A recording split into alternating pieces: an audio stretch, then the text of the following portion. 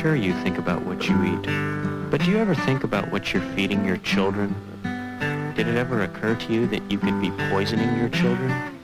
Did it ever occur to you that by feeding your children a meal from an ordinary grocery store or fast food restaurant, that you could be cramming 5 to 10 pounds of toxic chemicals down your children's throat? That's right. You could actually be killing your own children. So next time you're going to take your kids to Burger King, why not just save some money and take them out into the backyard and beat the crap out of them? It would have the same effect. Why don't you be responsible and come down to Mother Earth Foods and get some whole foods instead of eating that crap and feeding it to your children? You ought to be locked up. You probably smoke, too. I don't care if you kill yourself. Just don't do it to your children. A message from Mother Earth Foods and the militant activists against everything. That's a great ad. Good morning, pineapples.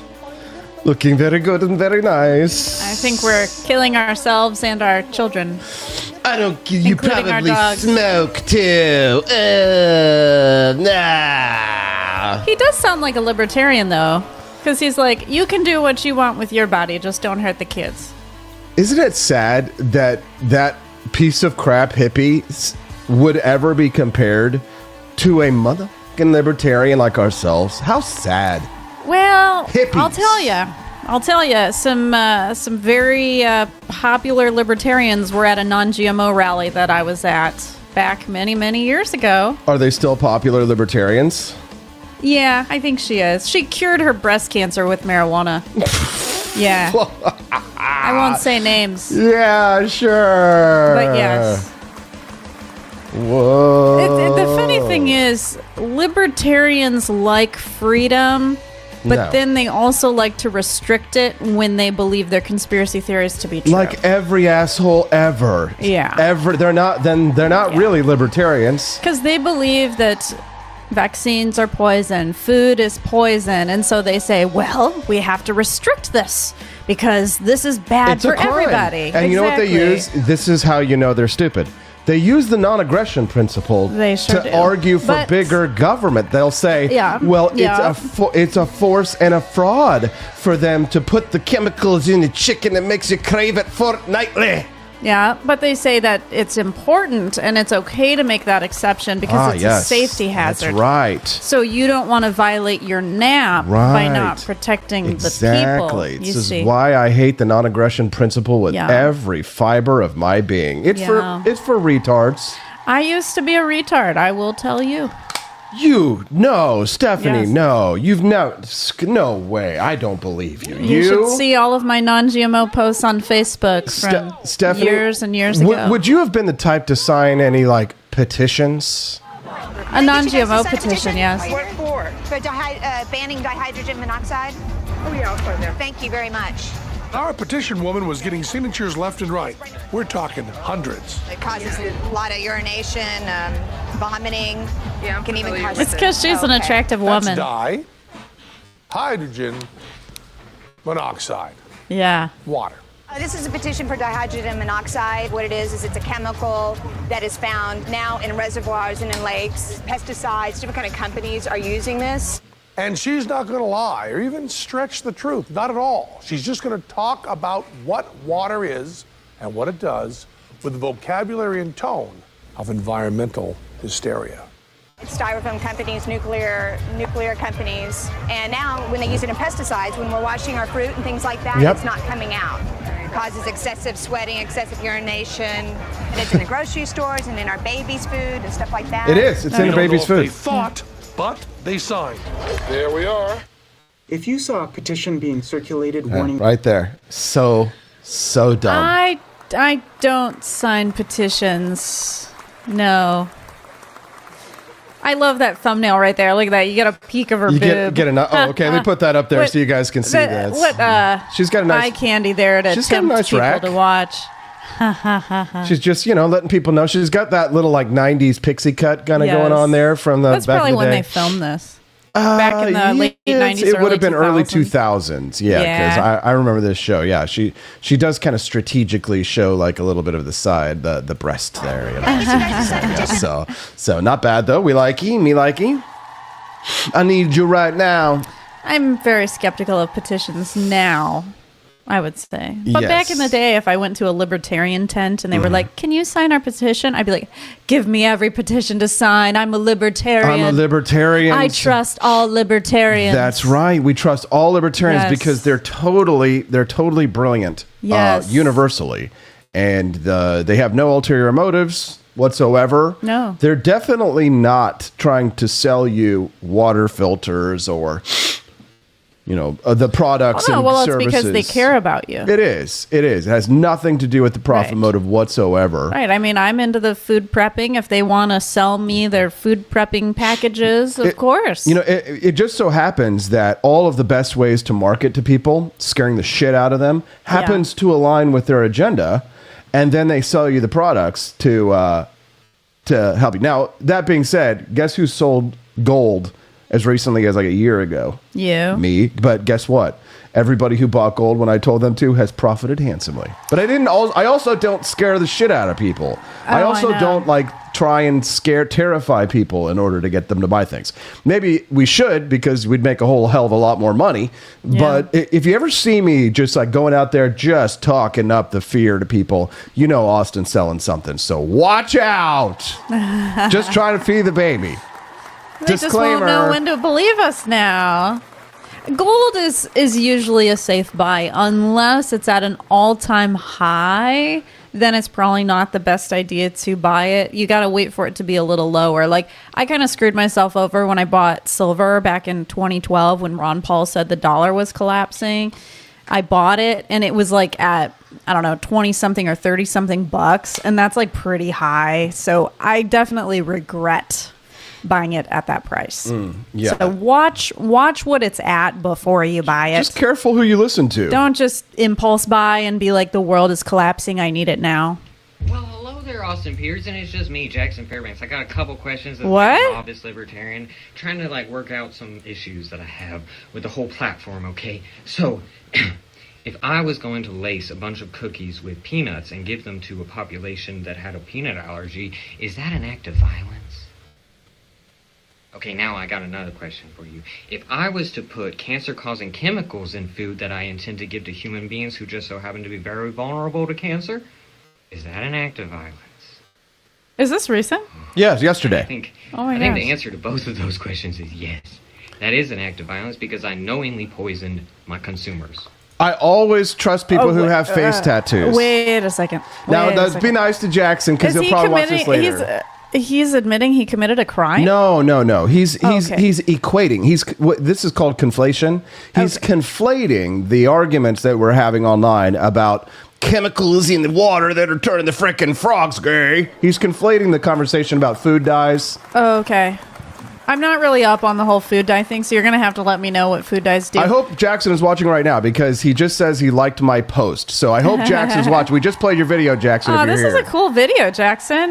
When he said your name, I was like, oh, kind of, whoa. Yes. I thought he was AI at first. I'm like, did you program him? He does look like AI. Now, no offense to Jackson, but I think that, if there's a trend going on about noticing, and the Jews are behind everything, I notice that this is a man who doesn't necessarily look like he makes the best personal decisions. So maybe he doesn't know how to live other people's lives better for themselves. But are those crosses on his face? They are, but when you're now it's fat. Here's the thing. Or maybe they're teardrops. When you put chemicals in your own body of your own volition, like he has done, putting them on his face, that is his own right to do so. Right, that's his choice. If I want to put chemicals in my body, and I, as a want to start a corporation that is chemical cookies, and it's got chemicals in them, and people want to buy those chemicals, right? And I've told them the list of ingredients on the box, and people buy those chemicals. Should people freely be able to buy those chemicals? Yeah. Eat those chemicals? Mm-hmm. Well, we've allowed him to put chemicals on his body. Those chemicals that he's put on his face, by the way, those tattoos, they're dangerous. They're actually harmful chemicals. Right. They can even cause cancer and do the kinds of things that people claim that red food dyes and the kinds of food dyes that Red 80, is that what it is? Red 40 Red is 40. one, and there's others that they point fingers at, right? But I mean, but what they do is they conflate instead of sticking to one issue, right? Yeah. Every time I address one of the claims that they make, they move the goalposts, right? So, and I've used a lot of research in the last few days to show people that perhaps the fears might be overinflated, but here's the thing: you got politicians out there who love to take advantage of people. So he's trying to say that the food is poisoning him, and he's accusing. In a sense, he's sort of accused. Let's not put words in his mouth. Yeah. Let's hear what he has to say, and we'll respond.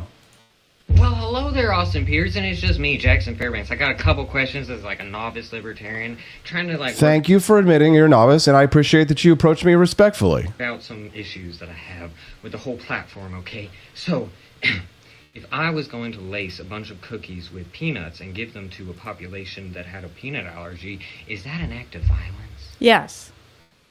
Okay, now I got another question for you. Okay, that's your response. It's an act of violence. Yeah. Now, here's the thing. Well, if you put peanuts in anything and don't label it so, well, here's the thing. That probably is deceiving the public. If you give it to someone as a deliberate act of poisoning, we're playing with his analogy, remember? Mm-hmm. Okay, so remember that.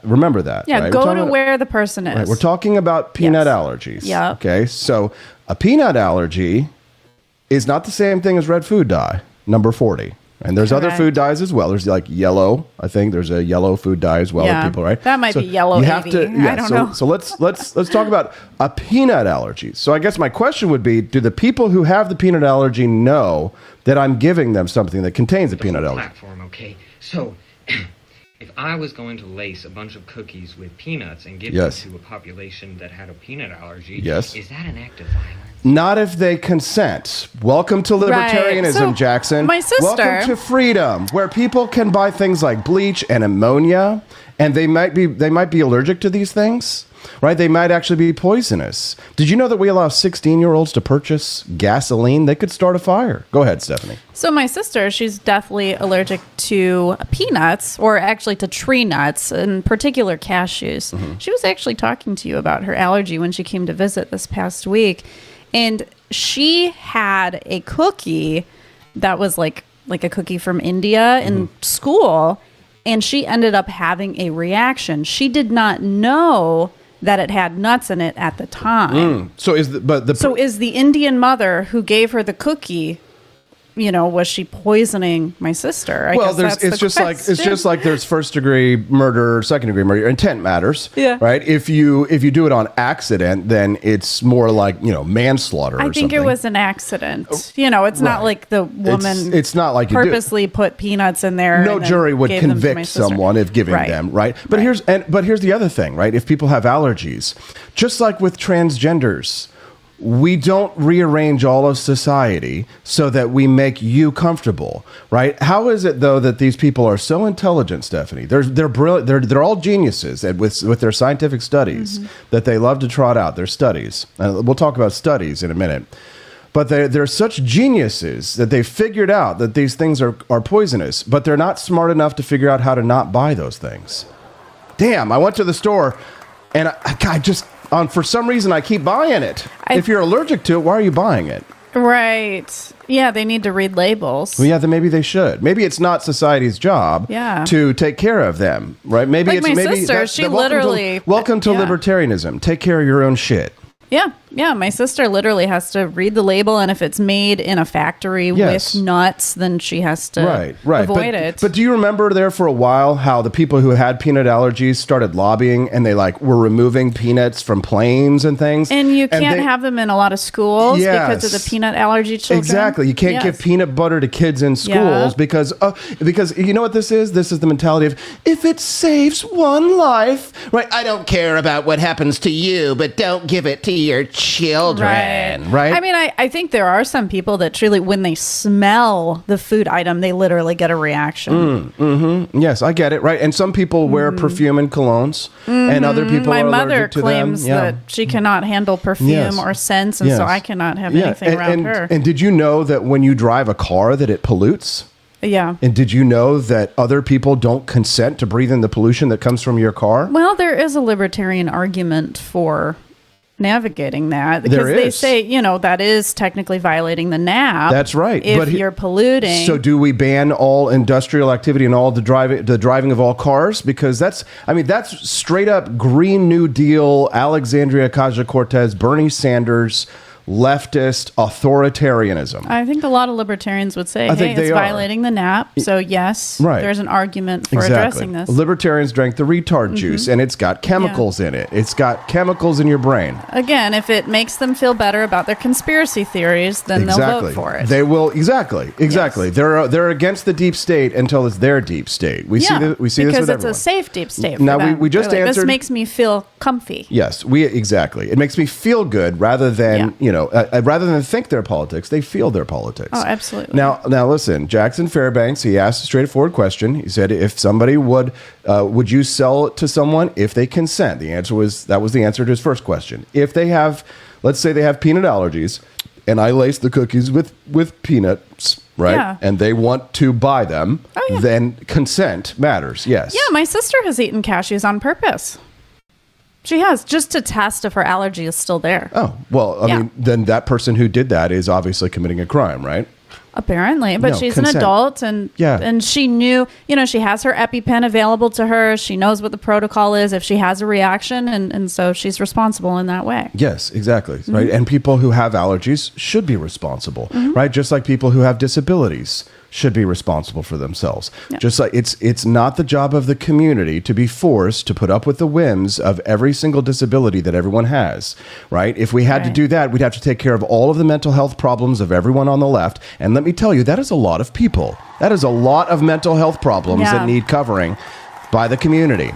But again, this is not all directed at Jackson Fairbanks here, who I'm sure is well-meaning, and who said he's a novice. He's been very respectful to me, and so I want to be respectful to him. But I want to encourage him to look into conversations that people like Milton Friedman have had in the past about why we want to abolish the Food and Drug Administration entirely, not empower it to ban more products. Because I'll tell you this. Companies voluntarily removed many of these food dyes. Do you know what happened? People didn't buy their products as much. Yeah, consumers demanded that they be put back. Yeah, because then the colors in the foods will not be as vibrant. So cereals, they're going to be really bland and ugly. That's right. It's the colors that attract your eye. Right. It's just like reading judging a book by its cover. We judge all of our foods by what it looks like. And we have all of this hatred for Canada, and yet we're just trying to be as much Canadian as we can with our food, which is stupid. Milton Friedman says, abolish the FDA. And people ask questions like, well, the companies don't have a self-interest. The corporations, man. The corporations. Well, it's like, hold on, Tim Robbins, like that movie, Team America World Police. Tim Robbins, the character, is like, the corporation, Team America finances the corporation. The corporations sit around the corporation building and act all corporation, and they make money. Go ahead, Stephanie. Go ahead. So the Non-GMO Project is a private organization that was created to vet companies that are non-GMO. And so libertarians fight for organizations like the Non-GMO Project to be auditors of food. Well, here's the thing. They could do that. Just set up their own private ratings agency. People already do this. Right. The thing is, that's why libertarians say, get rid of the FDA and let things like Non-GMO Project take over. Yeah, the government has no incentive to give a shit about us. Right. Corporations, on the other hand, do have an incentive. For example, the manufacture of thalidomide. Right, there was this big leak of this chemical, ended up killing a bunch of people. They got sued to shit. Sure. And they ended up not making a profit off of that chemical because it harmed people. We're talking about conspiracies, thalidomide, right? Milton Friedman discussed this, right? And people should be responsible for the harm that they do. If they're doing harm, right? It should have been possible. Tort law would have taken care of a lot of this, right? Yeah. But if Merck drugs, right? If they come up with a drug that does harm, right? You go after them, right? You join a class action with everybody else who's taking that pill. Lawsuits exist, right? Absolutely. And they do. And now some corporations have been like Pfizer and others have been given like immunity from certain prosecutions, and that is absolutely wrong. but you should advocate for what's right. Tort law. So here's another example, right? The rules imposed on airlines, Stephanie, for safety, right? Safety rules for airlines.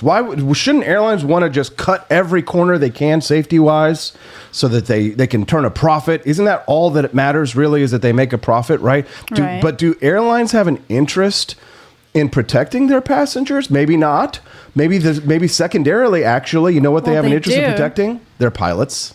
Absolutely. And they also have an interest in protecting the machines that they're spending billions of dollars purchasing and maintaining. Yeah, so that's why DEI is gone. Because the DEI hires mess up the machines. That because we all voted for Donald Trump, baby. Yes. Latinos por Donald Trump. I would say people tend to fly on airlines that they feel safe on. Yeah, no, so that would definitely help. No, they don't. Why is the government going to improve airline safety? How are they going to do it, right? How do they add any incentive to anybody to improve airline safety? Because they have the TSA just standing right there. The TSA and they're like, we're here to help. Yes, the current air traffic control system, they have, they're there to help. They're doing a great job. How many planes have we crashed in the last year? We used to have private security before TSA. Yeah. And did you know that France, of all places, actually has a private air traffic control system? Really? Yeah. France has a private air traffic control system, and America doesn't, right? And we call ourselves free. Let's continue, because we already answered Jackson Fairbanks' first question, which is seems to be a legitimate question, but at the end of the day, it's consent, just like your sister. And I think he would agree with us that giving peanuts to people with peanut allergies would be aggression. Consent, right? Yes, consent is like it's the difference. He's saying if they consent to it, that's aggression. You want to hear it one more time? Because he said he's confused about the platform. Yeah. Let's hear it again. So, if I was going to lace a bunch of cookies with peanuts and give them to a population that had a peanut allergy, is that an act of violence? So he didn't say anything about consent. Correct. So if they didn't choose it, then that is an act of violence. No, I would never do that. I would never do that as a criminal act. I mean, giving it to people directly to poison them for the purpose of poisoning them. Yeah. I mean, what you're alleging there is a criminal conspiracy of such a vast proportion that it would require a lot of people to be in on it, right? Yeah. So the problem, of course, is that the bigger and bigger the conspiracy is, the harder and harder it gets to defend it, keep it a secret, prevent it from leaking out. Right. You claim that most conspiracies would actually show themselves. Well, they do, because they're right out in the open. It's very clearly they're conspiracies against our rights. It's called the ATF, the FDA, the IRS, the Department of Education, Housing and Urban Development. Does anyone else? There's more. There's more that we don't know about. Alcohol, tobacco, and firearms. There's more that's secret. Oh, the secret conspiracies. Yeah. I call this the bored housewife theory of conspiracy theories. Well, luckily I'm not a bored housewife, so that's why I'm not a conspiracy theorist anymore. Yeah, exactly. You're getting laid regularly. You're being distracted by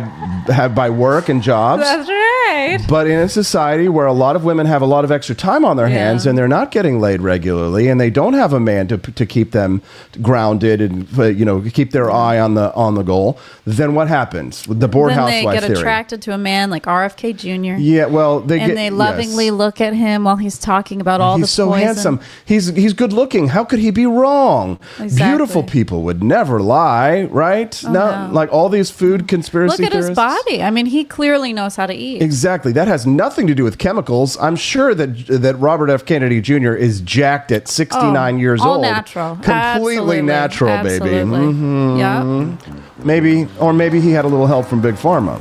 Never. No, he's not a hypocrite. No. I believe in him. No. Why should he be allowed to take that poison?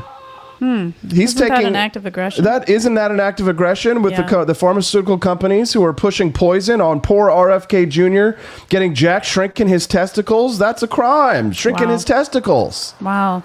Well, that doesn't seem to mess with his relationships. Didn't he cheat on his wife? I think he kind of might have driven his ex-wife to suicide, but he cheats on his wife. He's a Kennedy. He sleeps with everything. So clearly his testicles are working. I guess they are. So then, you know what? Pfizer, you're in the clear on that one. All right. Good job. Yeah, no lawsuits here. Now let's listen to Jackson Fairbanks' next question. Okay, now I got another question for you. If I was to put cancer-causing chemicals in food that I intend to give to human beings who just so happen to be very vulnerable to cancer, is that an act of violence? Did you get that? Yeah. Okay, so, hold on. If I was to put cancer-causing chemicals in food that I intend to give to human beings who just so happen to be very vulnerable to cancer, is that an act of violence? No, because consent, right? Consent is what matters. Well, so, for example, you knew that the chicken that we were eating the other day that you almost burned the house down creating. Do you want to tell this story? The chicken that did you know that the chicken that you were giving me, Stephanie, had a higher instance of potentially giving cancer, especially knowing my family history with cancer? Did you know that chicken you fed me the other day was cancer causing? So we bought some really great seasoned chicken and I put it on the grill. The grill has not been cleaned in a bit. That is definitely my fault, my neglect. And so I started cooking the chicken and I was like, Austin, the flames seem to be coming up quite a bit. So he's like, keep an eye on it. So I was keeping an eye on it. But while I was in the house cooking the potatoes, I came back out afterwards and saw the entire grill was on fire. Yeah. So Austin had to save our lives. But true story. The chicken was still edible. It did have burnt charcoal on the outside, so I cut off as much as I could and I put it back in the oven to cook safely. So we did have some charred parts that we ingested, and I do know that burnt pieces and you fed that to me. Lead to more you cancer. Fed that. You deliberately did not throw that in the garbage. No, because I value money over cancer. Really? Look at this. My own wife. She's in on it. Groceries are expensive. Come on. She gave me the cancer-causing chicken. Yeah. And here I am, New York Post article just yesterday. How much chicken per week can increase your risk of dying by 27%? No!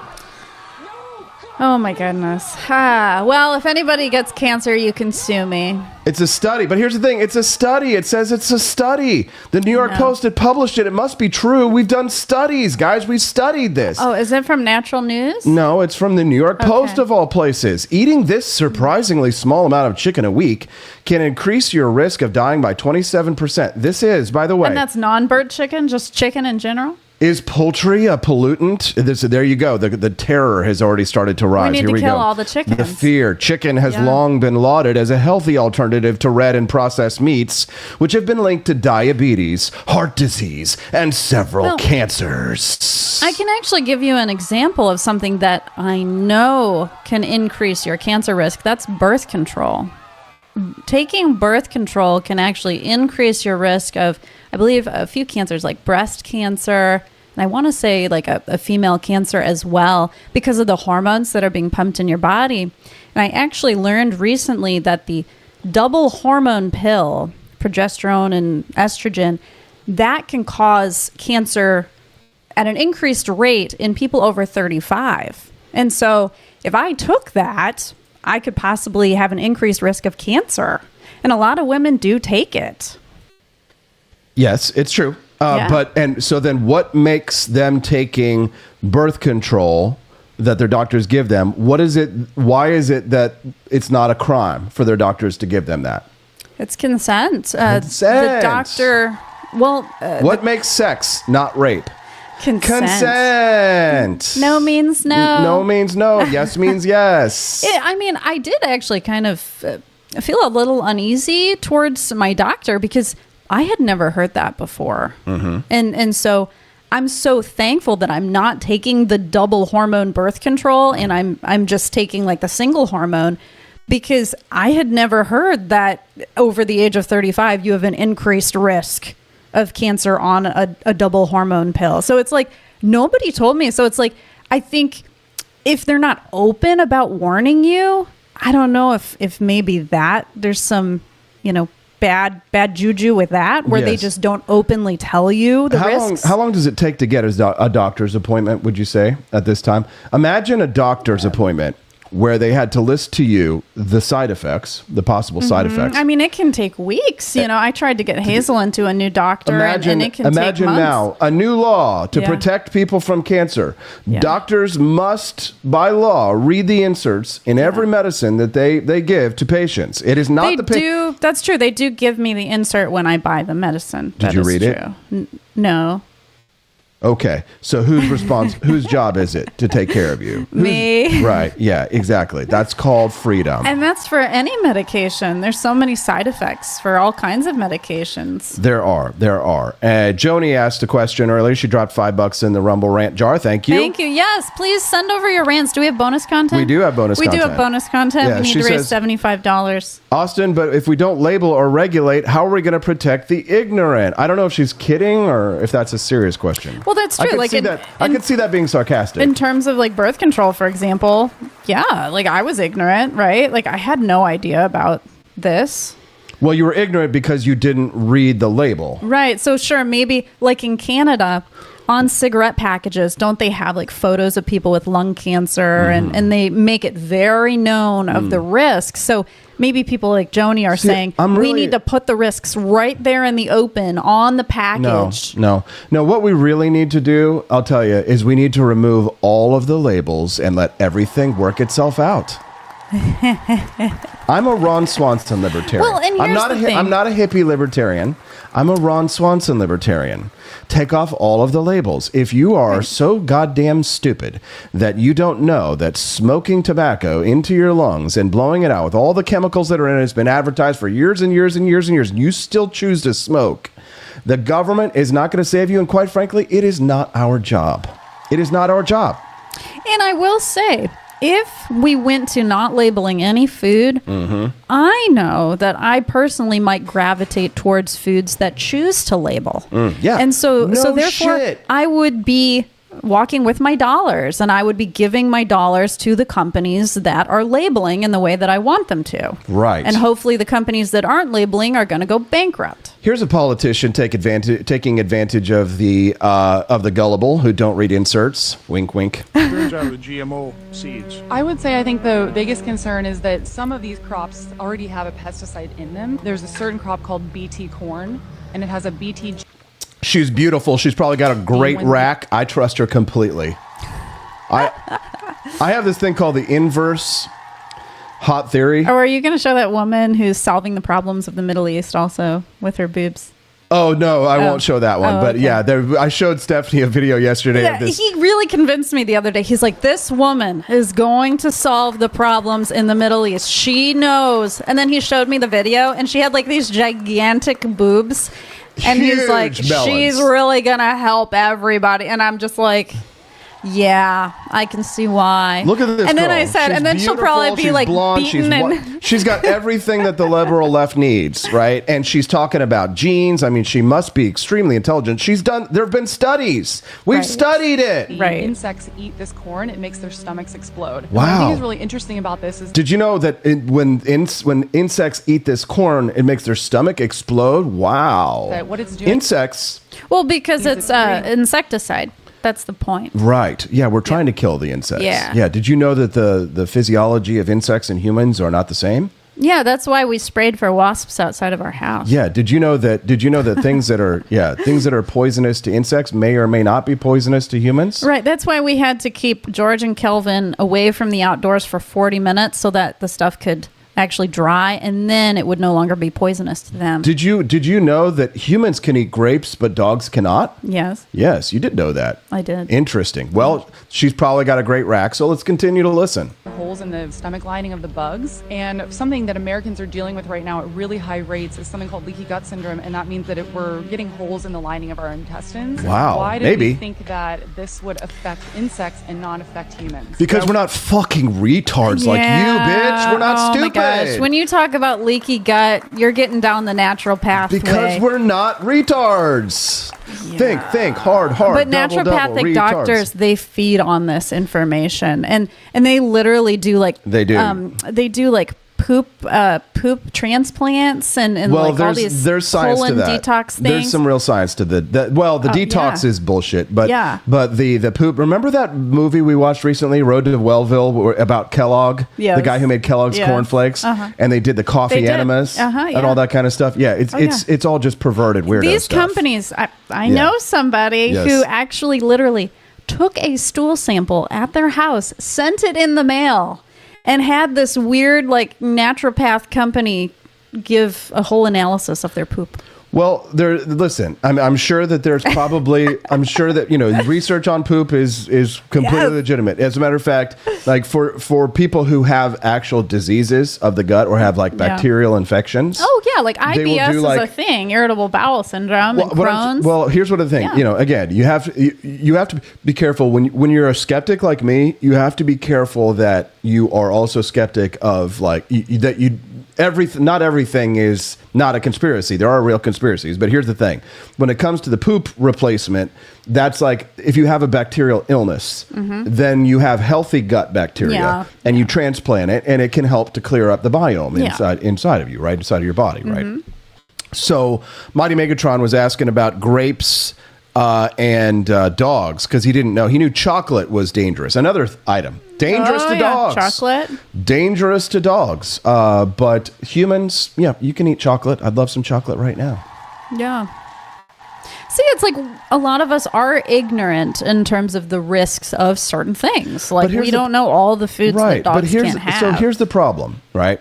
You're also not you, but the ones who want the bigger government, the ones who want the regulations and the control and the oversight and the FDA and the bans and all that kind of stuff, they're ignorant. They're bullies. Yeah. They're ignorant, retarded bullies. All right. And I'm a bully, but I'm not ignorant. And when bullies who are ignorant and who are retarded want to be authoritarians and they want to lord over all of us with bigger government, it's up to people like myself to step up and to get hostile and to get in their little faces and not give a shit how gigantic their titties may be and tell them to shut the fuck up. Because if they, here's the thing, if they were just doing it on their own and they just were educating people about the dangers and all that stuff, that would be fine. I have no problem. But when you go to the government and you ask the government to use force against the rest of us, then I'm going to get in your face and I'm going to make your life a living hell. And I'm going to look like the asshole, but that's because smart people sound like crazy people to stupid people. Speaking of, you have a new shirt. I've got a shirt for that. What a great segue. Look at that. If all 10 people who are listening to the Wake Up America show this morning... There's 10 people? No, but I mean... Oh, my goodness. For the people who understand what I'm talking about, so... I asked you who wrote that quote, and I was like, I think you're the one that actually came up with that quote. I don't think so. I'm not sure. I may have, but I doubt it. I doubt it. I think I got it from somewhere else. Smart people sound like crazy people to stupid people t-shirt. Now in shop. Hooray! It's actually a really cool shirt. I like the text. Yeah, smart people sound like crazy people to stupid people. Funny shirt available at forlibertyshop.com. If you click on forlibertyshop.com and you search around, grab a couple of items. If we hit $75 raised by the end of the show today, then that will unlock today's bonus content. We have a 5-minute mini documentary in a Lego theme style. And if you want to see it, then all we have to do is unlock that bonus content. And if we hit $75, either in Rumble Rants or in purchases at the shop, then you guys will get to see it. Quest Fanning, Cecilia H., John and KC, Joni Rankin, and Steelbringer have all made donations this morning. Thank you, guys. And can I just say, we certainly are looking for donations to help us feed the cast and crew for your upcoming documentary for Battle of Athens. For sure. So if anyone would like to put money into the pot, go to wakeupamericashow.com/support. That's how we can get the most from those funds so we don't have to pay so many fees. Yeah, exactly. We're in the final phase now of production for the documentary that we've been working on for 3 years now, and this is the final big battle scene, and we're like getting the budget is starting to get a little tight. So if you want to help feed the cast and crew to tell an amazing story about the last successful armed uprising here in the United States, then make a generous donation today. You can either do it as a Rumble Rant for those who know, or if you would like to contribute something like you could feed the entire cast and crew a meal for $500 is about what we figured out.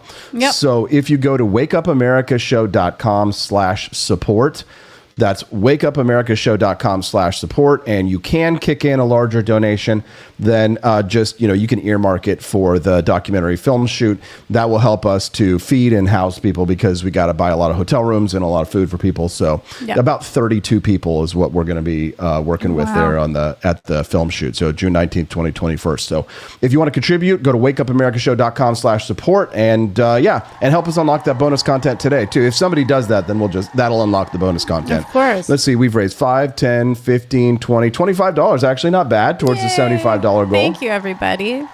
Did you see that I'm probably going to be on Timcast again really soon? Tim and he wanted you when we're in D.C., but we're going to be busy with the Liberty Tour, so we can't go away from our people. I know. If he was in D.C., I think that would be different. Yeah. Although I heard that he was moving to D.C., so if he is, maybe that's a different story. He wrote a post this morning about how he doesn't like D.C. Well, maybe because I know he was moving out of West Virginia, so if somebody knows, maybe people in the chat follow closer than I do. His whole compound is usually at a super secret location. Even like for us, they're really secretive about where it is. Yes, so and that's fine, right? Yes. No problem. Mighty Megatron is asking for a link to the shirt. I'm going to drop it in the chat, guys. Yay! I think Mighty's gonna make a purchase. Yes. Thank you, Andy Opperman. He dropped $20 in. Thank you, Andy. So now we're at $45 You have been a really big help for us for this documentary. This documentary wouldn't be happening if it wasn't for Andy. Absolutely. So we appreciate it, bud. And I'll drop the link to the shirt while we go to a commercial break because we haven't unlocked the bonus content. Is your brother coming? Justin's coming. Oh my gosh. Yeah, Justin's going to be here. Surprise! Talk to Justin about this stuff when we get back. Don't go away. If you unlock the bonus content during this commercial break, then I'll just start the bonus content for you guys so you can watch it. So we're at 45, so $30 more, and it'll be unlocked. So hopefully we'll do it. See you guys real soon. Just Justin Peterson coming back, talking about chemtrails and conspiracies on the Wake Up America show. They're real. For Liberty Network. They're real.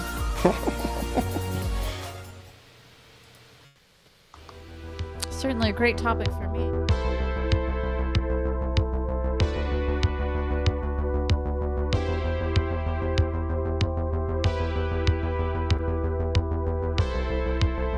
Are you tired of the strange radioactive effects of leftist culture? Do you ever wonder what happened to good old-fashioned American values? Well, fear no more, because there's a new force fighting back against the cultural rot of today. Introducing Culturama, a right-of-center talk show that's taking back the future today. Hosted by none other than blonde bombshell herself, Daniela Pensack. She's not just talking, she's taking culture back. With sharp takes, brilliant guests, and a few surprises along the way. Tune in to the live video podcast twice a week, because the future doesn't have to be weird. It can be Culturama.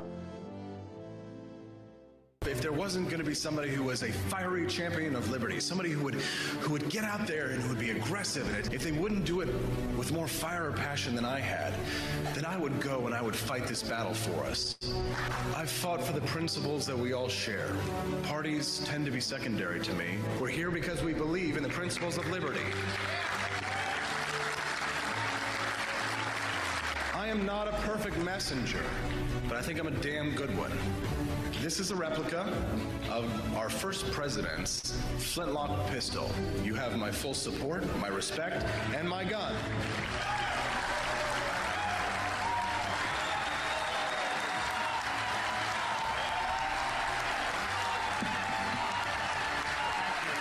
I think that at the heart of my philosophy is much more libertarianism than well, that's the fashionable word these days, I guess. A conservative is no longer just that. He's a libertarian and always has been.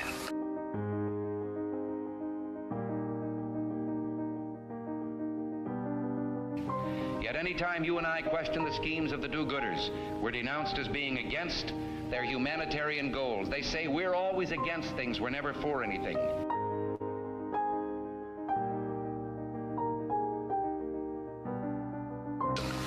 What is fascism? Fascism is private ownership, private enterprise, but total government control and regulation.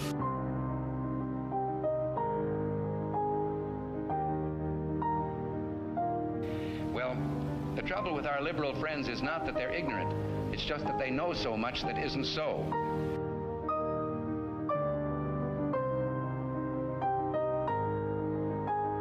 If we lose freedom here, there's no place to escape to. This is the last stand on earth.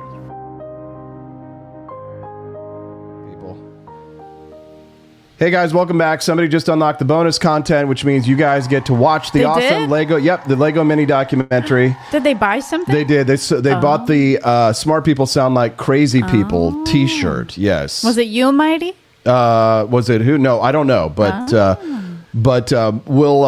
we'll play the bonus content. We'll be right back. Also, we just got word that apparently Dave Smith just called me out in his latest podcast. Of course he's on did. He's on the attack. Because you called him out. Well, he's making a bunch of stupid arguments on foreign policy. But we'll talk about that later. We'll be right back. Enjoy the bonus content, guys. Got to hand it to the federal government. Only they could turn get an updated ID into a 20-year dumpster fire. Real ID was passed in 2005, and here we are in 2025 still asking, is it actually happening? That's right, the government has spent 2 full decades trying to enforce something as basic as standardizing driver's licenses, and it still isn't done. This thing is so delayed, it's practically eligible for its own AARP card. Real ID was born out of post-9/11 panic, sold as a vital tool to keep us safe from terrorists who apparently were all waiting in line at the DMV. It was supposed to set national standards for state-issued IDs, tighten security, and prevent fraud. Instead, it turned into a decades-long bloated joke that's cost states billions and made 0 people safer. Let's take a trip down memory lane. The original deadline to enforce Real ID was 2008. Since then, the Department of Homeland Security has delayed it 7 times. 2011, 2013, 2016, 2018, 2020, 2023. Now, May 7th. Swear on their stack of bureaucratic paperwork, they really mean it this time. Spoiler, they don't. Because if Real ID was such a national security priority, why wasn't it implemented, during the last 7 presidential terms? Why did it survive 3 wars, multiple recessions, and a global pandemic, but still can't survive the DMV line? Maybe it's because nobody wants it. Most Americans haven't bothered. In some states, less than 20% of people have a Real ID. In New Jersey, it's basically a collector's item. And who can blame them? The government told us we'd need it to fly, then didn't. Told us again, still didn't. At this point, you're more likely to be struck by lightning than ask for a Real ID at the airport. And the process? It's a bureaucratic scavenger hunt. You need your birth certificate, your social security card, a utility bill, a blood sample, and probably a notarized note from your first grade teacher. And after all that, you get the privilege of standing in line at the DMV for 3 hours so they can slap a little gold star on your license. Yay, freedom. But here's the real kicker. None of it makes you safer. Real ID has always been a perfect example of security theater. Massive effort, massive spending, and 0 meaningful protection. Terrorists aren't going to be stopped because your license font matches a federal template. Fraudsters aren't going to give up because your ID now requires a utility bill from 2017. And if we're being honest, Real ID was never about safety. It was about control. It's a backdoor national ID system, exactly the kind of thing Americans have historically rejected. It links state databases, feeds into federal systems, and centralizes access to your personal data. It's not about preventing crime. It's about making it easier to track law-abiding people. Remember when "your papers, please" was the line from authoritarian regimes? Now it's the future of TSA travel. And who's paying for all this? You are. States have shelled out billions to get compliant. Citizens have wasted hours collecting documents and updating records. And for what? To comply with a law passed 20 years ago that still hasn't proven it does anything. Now we're told that in May, it'll finally happen. No Real ID, no flying. TSA will be strict. Airports will be clogged. People will be turned away. And if history is any guide, a week before it goes into effect, they'll delay it again. Because too many people still don't have it, and no one wants to be the one responsible for grounding grandma's trip to Florida. Real ID is what happens when you mix fear, bureaucracy, and tech illiteracy. It's the TSA with a gold star. It's government saying, "Trust us with your data," while proving for 20 years that they don't know what they're doing with it. Thanks for watching. If you're sick of bloated government programs that never deliver, and you want to say it loud, check out forlibertyshop.com. We've got gear that makes freedom look good and keeps this kind of independent content rolling. That's forlibertyshop.com, because unlike Real ID, our stuff actually shows up on time. See you next time.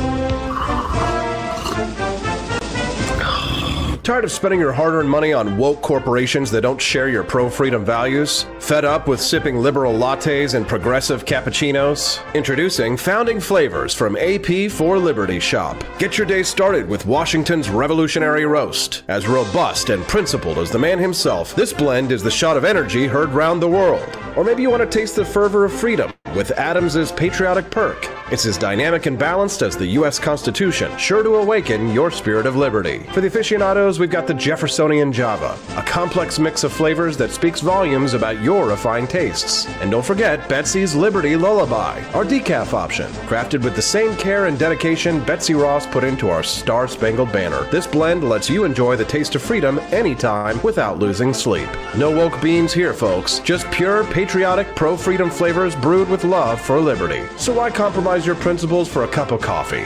Stand up for your values, perk up your patriotism, and start your day the American way. Get your founding flavors at apforlibertyshop.com.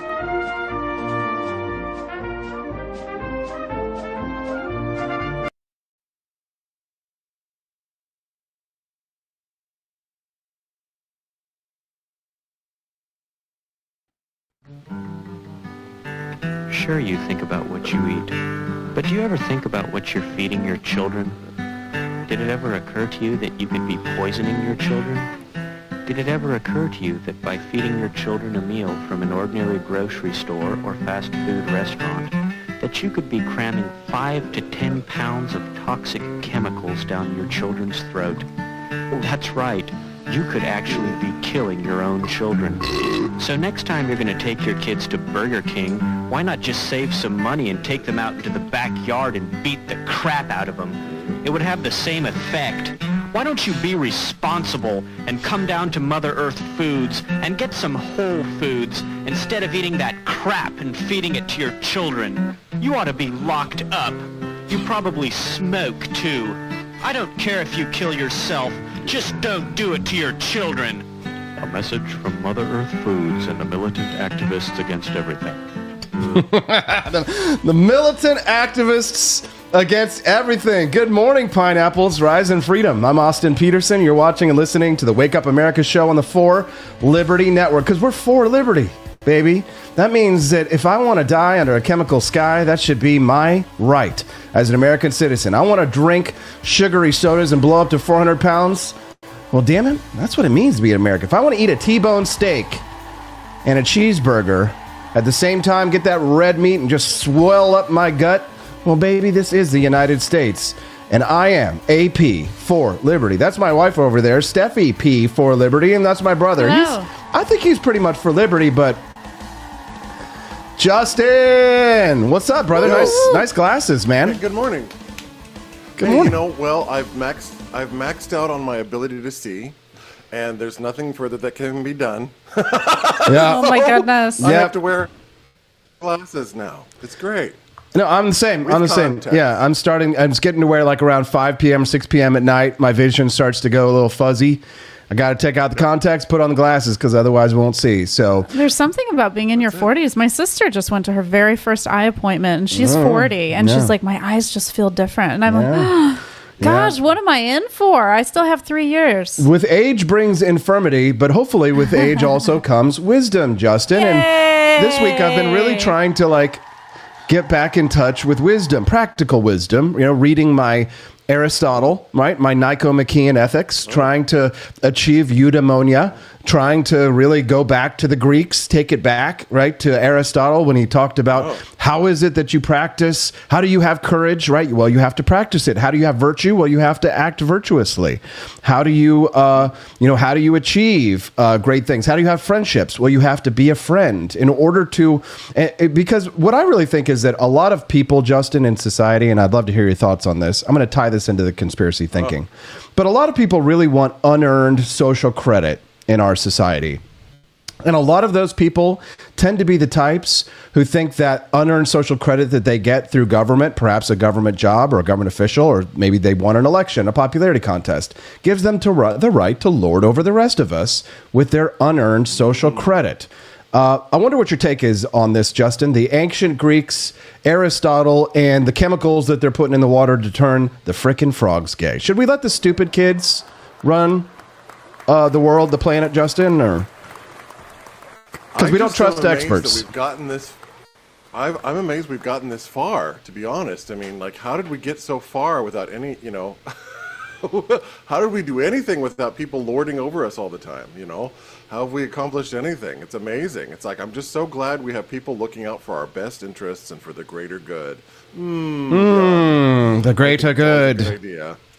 The greater good, the greater good. Can't you just do things for the greater good? Yes. We were talking earlier about foodstuffs and dyes, and it made me remember the food pyramid, which, if you recall, like 20 years ago, the food pyramid was literally based on breads and grains and pastas and rice.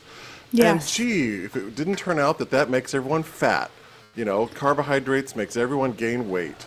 So, you know, that's not exactly for the greater good, if you ask me. But, Justin, that was the FDA. No. That was the FDA that gave us all that. But now it's the good... Those are the experts. Yeah, they're the experts. But now the good guys are in charge of the FDA, Justin. And RFK Jr. Is one of the good guys. So now his FDA is going to... They're going to actually get rid of the bad stuff. Like, you remember how they did with MS... Do you remember MSG, Justin? Oh, I loved it in my Chinese food. Yes, delicious. Yes. Did you know? Do you remember Chinese food? Chinese restaurants used to have to put signs out. They put signs that say "No MSG" because it was always in this. Did you ever follow up on that, Justin, and take a look into what happened with the whole MSG scare and what they found out about MSG? Is it nothing burger? Yeah, pretty much burger? Harmless. Yeah. Most people, it's just like if people have like salt allergies or they're really, sensitive to salt or something like that, they could have an adverse reaction. But it's kind of like, but it's actually fewer people, I think, than have peanut allergies, have MSG allergies. But it became this huge national campaign, the Chinese restaurant industry under scrutiny, Inside Edition, right? The chemical MSG, is it in your food? And all of the bored housewives that I blame for most of the conspiracy theories went out there and were like, oh my God, we have to ban the MSG if it saves just one life, Justin. Justin, if we banned peanuts, we could save more than one life in this country, Justin. Should we ban peanuts? We could. My question is, like, the peanut allergy used to be the before the pronoun ritual. The peanut allergy ritual was the ritual that you had to do because you had to say, who in the room has an allergy? And so everyone had to go around the room and be like, my name is Justin. I have non-peanut allergy. And, so my question is, what happens when you have a room of people who don't have peanut allergies? Do you get to all just fucking go ham on peanuts? Do you just get to be like, we get to have peanuts? And everyone just gets to, enjoy peanuts because no one in the room is allergic. So does that get to happen? I don't know. And now that we have a baby, little baby Hazel, we actually learned that exposing her to these possible allergens as early as possible is the best thing to do. It's the parents that wait a long time to expose their child to allergens. Those are the kids that tend to have allergies. Yeah, and like Steffi, when she was pregnant, we made sure that she had like those kinds of foods, those allergen-inducing foods. We made sure that she was exposed to those. Gave her little spicy foods as well, so hopefully Hazel will have like a nice, broad palate when she gets a little bit older. But doctors are all over the place on this because her pediatrician was like, don't feed her too much spice because then she's going to get bored of food without spice. And it's like, what? We want her to like spice. What are you talking about?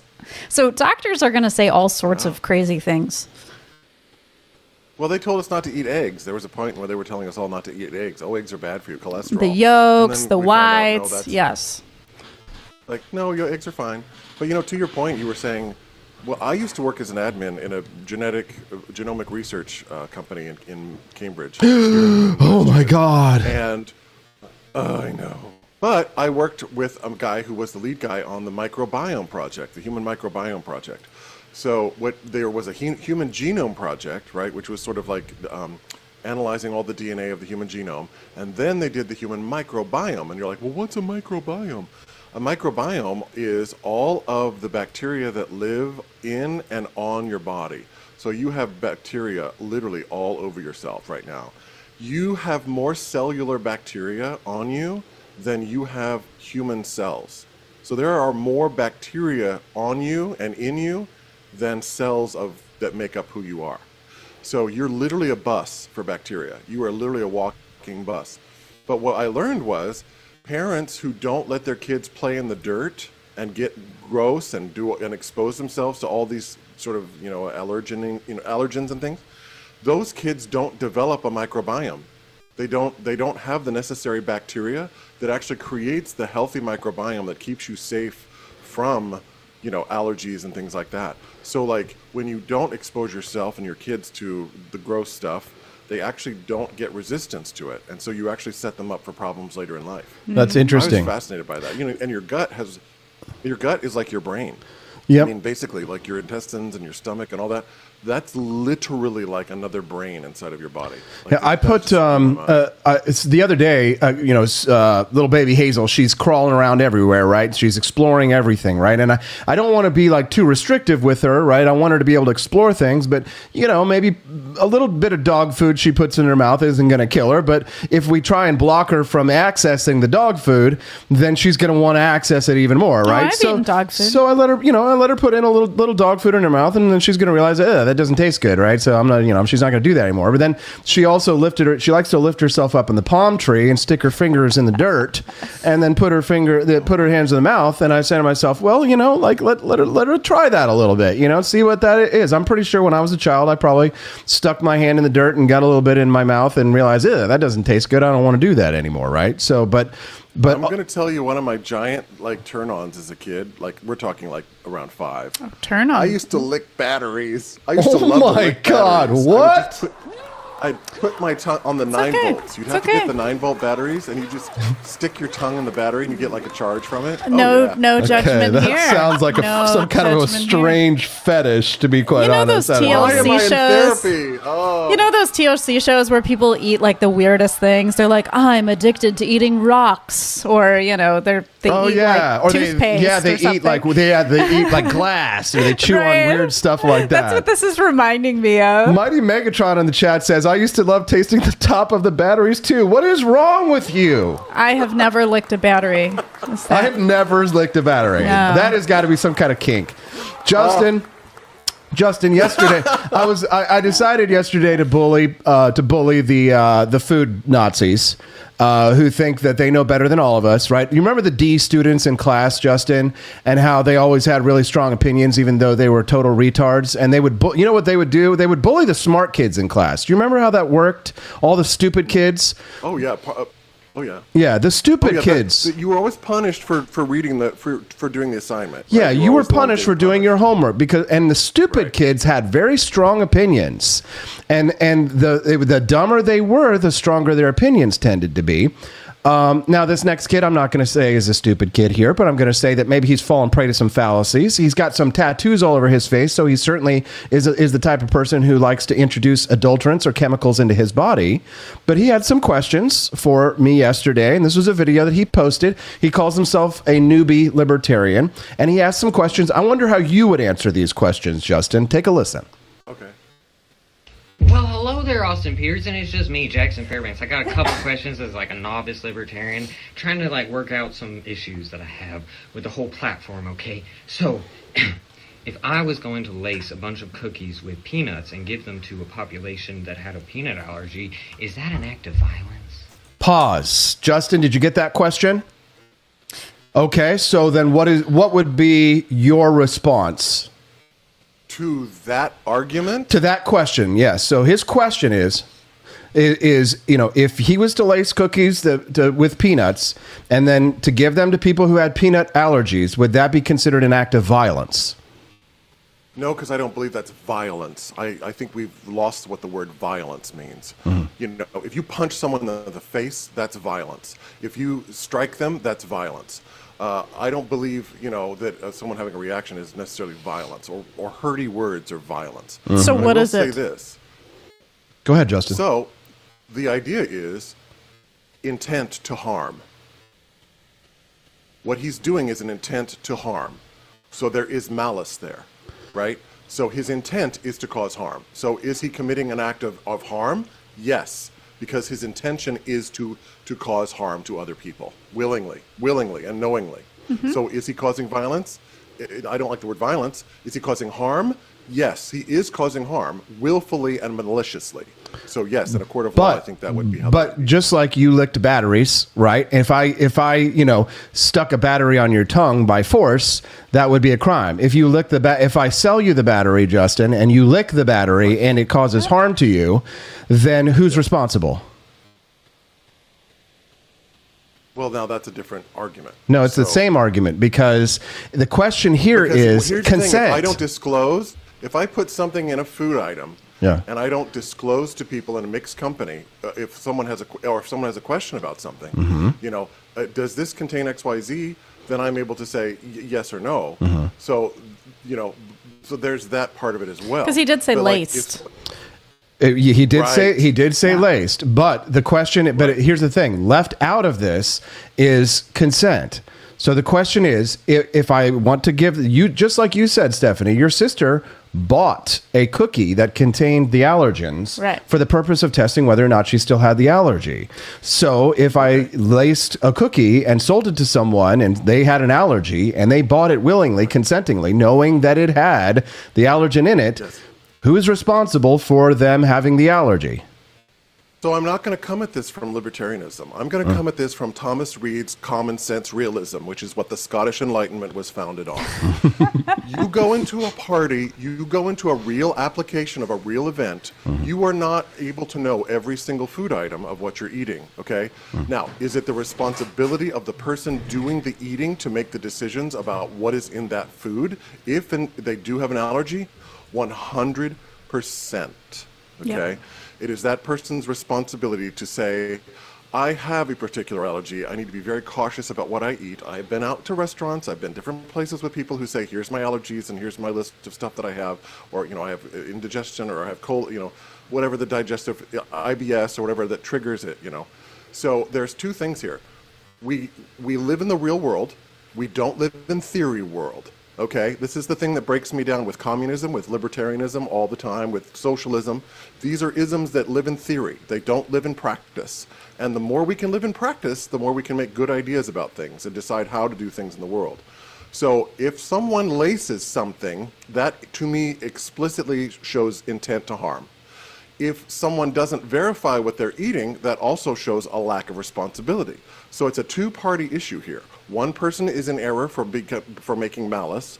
The other person is in error for not verifying and seeing what is in the food that they're actually eating. Both parties share responsibility for their behavior. This is not an either or, this is a both and. So that's how I would frame that argument. It's not either, we're not going to say, oh, it's your fault or it's my fault. No, if you have an allergy that causes a serious medical problem, it is incumbent upon you to make sure that you are being cautious with whatever food items that you are ingesting. But I mean, if the brownies, or if he made the cookies, if the guy made the cookies in a way that he just was like, I'm making cookies and these are my cookies, and he didn't intent to harm, to me, that's a different argument because the intent was different. There was no intent to harm.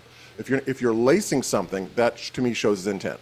But if he's just making a cookie, he is just making a cookie, and it's like, here's the cookies that I made. Here's my cookies. Well, all right, but we don't need to have like an argument that's like epistemological about the word lacing, which itself is a loaded term, of course, implying that someone is poisoning because it's to be associated with poison, and different foods are poisons to different people because different people have different chemical makeups and some people are allergic. But we don't restructure all of society to force everyone to have to conform to the outliers, like transgenderism is trying to do to the rest of society, to force everyone else to accommodate them and to speak their language and to continue to go along with their shifting rules. So if I want to sell peanut butter cookies, and peanut butter cookies are not a poison, but they are to 1% of the population or however many people have peanut allergies. We don't have to go to the peanut salesman and say, you're not allowed to sell peanut butter cookies because it might affect adversely 1% of the population. No. I agree with that. Right. And I think that's another element of the thing there too, which is our whole system of governance was to prevent the tyranny of the majority. right? Like that the majority rule doesn't work. This is why I'm not a democracy fan, right? Because democracy is mob rule. So, you know, there's a part of that too, where it's like certain accommodations, like in a kitchen, for example, how food is prepared. People need to know how that's done. I mean, when you live with an allergy and you have severe allergies, it can be a real impediment to, you know, your life. So, like if you walk into a restaurant or something, you would want to know, is the kitchen done a certain way? Are there honestly? Let me just take it back old school. This is why kosher exists. Kosher exists because people needed to have strict regulations on what they ate, because the idea of poisoning was so common in ancient cultures that you would be food poisoned and you would die, that the Jewish people got together to create food laws to create a healthier, way of eating that would make people be less prone to being ill or having some kind of, adverse food effect. So kosherism exists exactly for this reason. It's not just religious, it's also that people would live. You know, like they didn't know what happened to you if you ate a shellfish. Well, look, it turns out that people have shellfish allergies. So the Jewish people were like, we're not going to eat that because that causes people to have allergies. And it could have happened to just one person in the old Jewish world that was like, oh, one person had an allergy to shellfish. Now the entire Jewish people were like, we cannot eat that anymore because that's not good for anyone. So I think you've got a long history of people who have said and made food regulations about different things for safety reasons, based on making sure people didn't die. But in an ancient culture, sure, they didn't know. Sure. You know? And I'll admit, I'm going to come at this from the libertarianism angle and suggest that that typically the same people who will come in with the best of intentions, the humanitarians with guillotines, I like to call them, they'll make it. They'll make as many mistakes approving food and drugs that it cause actual harm as they do denying food and drugs that don't do actual harm, right? So their record is pretty spotty, right? The people who brought us the food pyramid, et cetera, right? I tend to believe that private corporations have an interest in not poisoning their customers because they will be sued if they actually do cause harm to people. And there should be tort law that should protect consumers from being deliberately poisoned. Right? Just like, Justin, you and I are intimately familiar with doctors who deliberately poison their patients. Are we not? And what was the outcome? What happens to the private guy that makes the cookies, though? What makes the private guy, though? What's his consequence? Well, the consequence... The person has... You serve someone a bad cookie, okay? They have an allergy. They go to the hospital. They have a severe medical condition that now they're in the hospital. Do they have the right to sue you for making the cookie?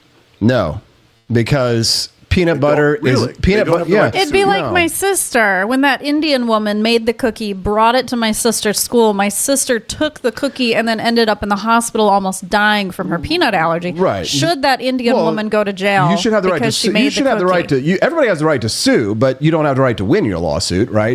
That's gonna go before a judge, and like Justin was saying earlier, intent matters. Right. Right. Here's the thing. Here's what they're trying to do. Right. The conspiracists are trying to conflate. They're conflating things. They're conflating things like food dyes with poison and declaring them poison and toxic at the beginning of the beginning of the discussion in order to close the debate so that there won't be any debate. They declare it toxic and then they do the studies. Robert F. Kennedy Jr., for example, went out recently and made a big public statement about all of the external factors that are the causes of autism. And he says, and we're going to start the studies here in a couple of weeks and we'll have the results for you this fall. Now, Justin, it doesn't fucking work that way. Yeah. That's not. Yeah. It doesn't. You need long-term studies. You need longitudinal studies. And if you come in, it's amazing, Justin, how many studies they did. My libertarian druggies out there. If you love your drugs, let me tell you about a study that they did to prove the dangers of marijuana. And I think it was in 1974. It was a study, and the guy he was a PhD. He was a doctor from a university. And guess what they did? They poisoned monkeys, Justin. What was the study done on monkeys where they gave them gas masks with marijuana to prove it killed brain cells? So here's the study. Grok's going to pull this up for me. Oh, wow. But they wanted to prove, Justin, they'd already decided that marijuana killed brain cells, and they went out there to find the study to prove it. Well, right? it does. So here's what it is. Doesn't it kill brain cells? No. It actually, there's another study, but probably the stoners paid for, right? Big marijuana.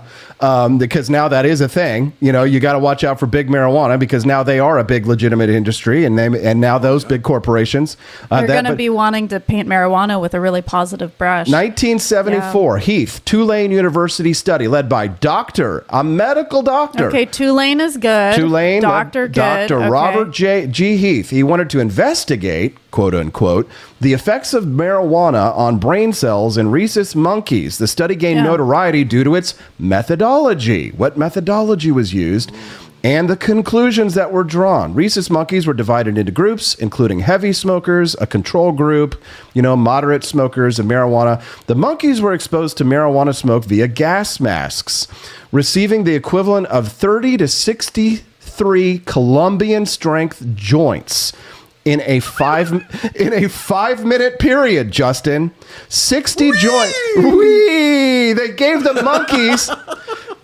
They showed structural changes in their brain cells, particularly in the septal region, hippocampus, and amygdala, including enlarged synaptic clefts. These were interpreted as evidence of brain damage. The results were widely publicized, with then California Governor Ronald Reagan citing this study in 1974, stating it's the most reliable scientific source, say permanent brain damage is one of the inevitable results of uses of marijuana. Justin, it turns out if you don't breathe oxygen for 5 minutes and you breathe straight marijuana smoke Colombian grade weed for 5 minutes and nothing else, it kills your brain cells. Yes.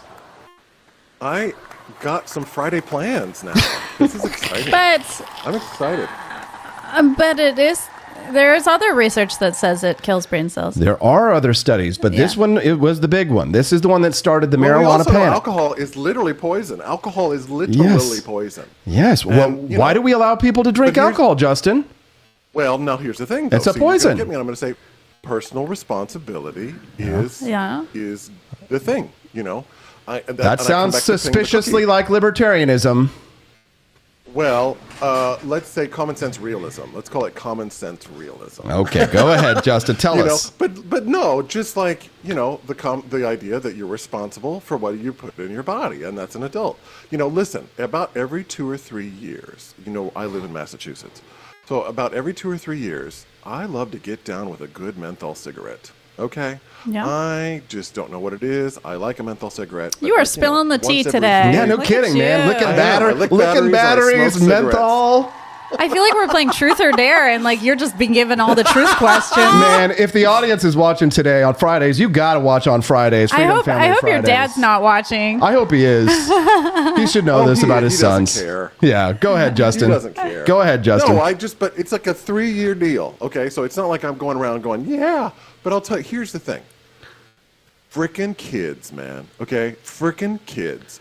So when the vaping trend and the thing really took off, about 5-10 years ago or so, I mean, there were vape shops springing up all over the place. And you could go in and you could buy all kinds of vape flavors, cherries and lemon and remember whatever. my Cool Mint Jewel Pods? Oh yeah, you used to smoke that Jewel all the time. If they were still making Cool Mint Jewel Pods, thank God the government banned them, because Trump banned them actually. But go ahead, Justin. And your very last one is buried in the backyard somewhere. What'd you say? Trump banned. Why they banned them? Because they were delicious. The freaking kids. Yeah. They're like, oh, the kids are going to get hooked on it if we make them in this particular way. So it's so all of us adults again, right? All of the adults who can make decisions for themselves. It's like you go into the 7-Eleven and they have all those cigarettes and everything back in there. I used to love to get down with them. Cool blue mint, blue cigarettes, BLU, remember? And they're like, no, we have to get rid of these because of the children. The children, why are the children holding us hostage? Yeah, exactly. We're being held hostage by the children. We're adults. Thank you, Justin. This is why we get along so well. Yeah, there are actually more similarities as I'm learning more about your brother. Oh, well, Justin wasn't one of the stupid kids, and Justin taught me everything I know because, we're talking about learning how to read. Austin and I used to steal our Uncle Bobby's cigars, and we'd go down to the gates, down at the where the stone gate is, down at the end of the farm, and we'd light up cigars and pass them back and forth, and we thought we were so cool. I forgot about that. I forgot about that. Wow, I'm learning new things about you all too. Swisher Sweets. That's right. Cigarellos. Wow. Yeah, bad for you. Bad for you. It's not good for you. But not everything that's not good for you should be banned. Not everything. Peanuts, because some people are allergic, shouldn't be banned. But what we're talking about, Justin, we've barely gotten to it, really, is the question of food dyes, right? Food dyes, right? And that is really, that is the crux of this discussion, is whether or not the FDA should be in the business of telling people that they should have dull-colored Fruit Loops that are flavored with beets instead of delicious sugar. Because it's ostensibly to make people healthy.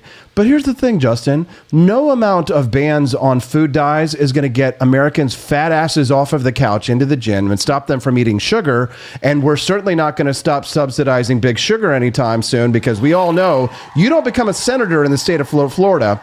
One thing that the stupid kids don't know, Justin, is that if you want to become a senator in the state of Florida, you got to sell out to big sugar. That you want to talk about corporate greed, and you want to talk about a conspiracy.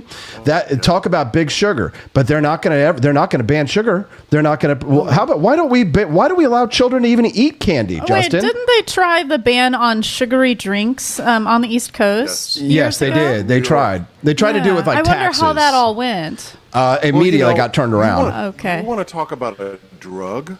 Sugar is a flippin' drug. Yes. Yeah. I mean, it lights up the same parts of your brain when you do cocaine. Like, it is like, talk about reward. That is like your brain on drugs, man, with sugar. It's reward, reward, reward. It's like, ooh, I want more of this. I want more of this. I mean, that, boy, that's a drug, for real. But, yeah, I like sugar. Licking batteries, eating sugar, and smoking cigarettes. I would say, sure, if we put less sugar in foods, I'm sure it would impact people a little bit in terms of how much they weigh. I bet studies would show that there is a slight impact, of course. Just as if we ban certain drugs, sure, maybe a little bit less people might use them. I do believe that to be true, but I don't think overall it's a good idea because, again, it really messes with your freedom. Zambucas over in the chat says, corn syrup is violence. Yes, it is. If you knowingly give it to children, I don't care about you. But let me also say this. Where are the mothers? Because I'm like, I ate Chex. I ate Frosted Flakes, or not even Frosted Flakes, Corn Flakes, the non-sugared kind. If there was a box of cereal picked up off the shelf when I was 4, when I was a kid, I'd walk over to Mom and be like, Mom, can I have this Cocoa Krispies? And she'd be like, no, they're sugar added. We didn't have any sugary cereals growing up, not a single sugary cereal. And we had a lot of sugar on the table, though, so that's what I would do. I'd kind of just go. Me too. Yeah, I just took the sugar and poured it in. Yeah, my favorite thing was I'd take the honey if I had because she always give us the bland Cheerios. Honey is a healthier alternative. It's sugar. It's sugar. Turns out fructose is fructose. Sucrose is sucrose. But there were no Fruit Loops in our house. We might have had Corn Pops. We fought over Corn Pops. I remember that. It's calories. It's calories. No, I really don't stop worrying about chemicals and start counting calories, you fat asses. Come on. I think I probably have failed as a mother so far because Hazel has tried ice cream, she has tried cake, she has tried fast food. She has tried all of those things at the young age of 9 months. And a lot of people would be like, how dare you? That is terrible. But, it's the world we live in. Yeah, but guess what? As soon as she can walk, guess where she's going to be on Wednesday nights? Karate. She's going to be in Dad's karate class. And I know somebody who waited 3 years until their kids were 3 years old to feed them their first piece of cake. Yes. So it's like you've got all kinds of mothers out there. Some that deprive their kids totally of sugar and others that just give sugar right away. So it's like, I don't know. You got to find a happy medium there. Yeah. Trump and RFK Jr. will never go after the subsidies, says Rare Camellia. No, they'll punish the people instead of the cronies they enable. Exactly. No, of course. They won't go after the real arbiters of obesity, they will go after the people who are just trying to get, just trying to enjoy a Mars bar after work. For God's sakes. Aren't our lives miserable enough that we can't enjoy? We can't have Fruit Loops. No, you can't have Cool Mint Jewel Pods. No. Nanny state. Yeah. I wish RFK Jr. would take a page out of his uncle's playbook, who was a great man, a flawed man, but a great man, John F. Kennedy Jr. And you know what he did? And I don't agree with the public school system, but if we're going to have it, maybe there ought to be a presidential fitness test. Get those kids' asses out in the fields. Hop, 2, 3, 4, hop. 2, 3, 4. Get them in the gym. Get them working out. Because I'll tell you, physical education ain't cutting it anymore, Justin. They're not doing the Alaman left like they used to. We used to do a little bowling even when we were in high school. But they're not working out. They're not exercising unless they want to. And quite frankly, Justin, maybe the kids are the ones who need to be forced, and the rest of us as adults are the ones who need to be free. Who knows? Well, and then why are they all? I mean, we know social media is depressing. It's a depressing force. But also, physical exercise gives you endorphins and actually mitigates mental health issues sometimes because of those positive chemicals in your brain. So, if kids got more active, they might feel better. But, we know teen drinking is down, okay? Teenagers are not drinking. They're also not having premarital sex. So, a more conservative-minded person would be like, yay! But this is because the kids aren't going out and they're not socializing. They're staying in their homes all night on their computers and on their iPads, and they're never going out. So I'm like, at what price? I'd much rather have kids that are well-adjusted emotionally and know how to go into the world and drink a little bit than kids who are so locked up they don't never leave their house. It's like, well, I never touched a boob until I was 35. And, I don't know that that's really a recipe for success. I never touched a boob, so... Well, thank you. Wow, you are just Justin telling us all your life secrets. If you are not watching Freedom Family Fridays on the Wake Up America show, what is wrong with you? And here's the thing. If you're watching the show and you're not introducing us to your friends and neighbors, is it because my brother has never touched a boob? I guess I've never touched a boob either. Unless it was like my mom, if she was breastfeeding me or something. All right, this conversation, is already off the rails. No. Okay, so if you have not clicked the like button...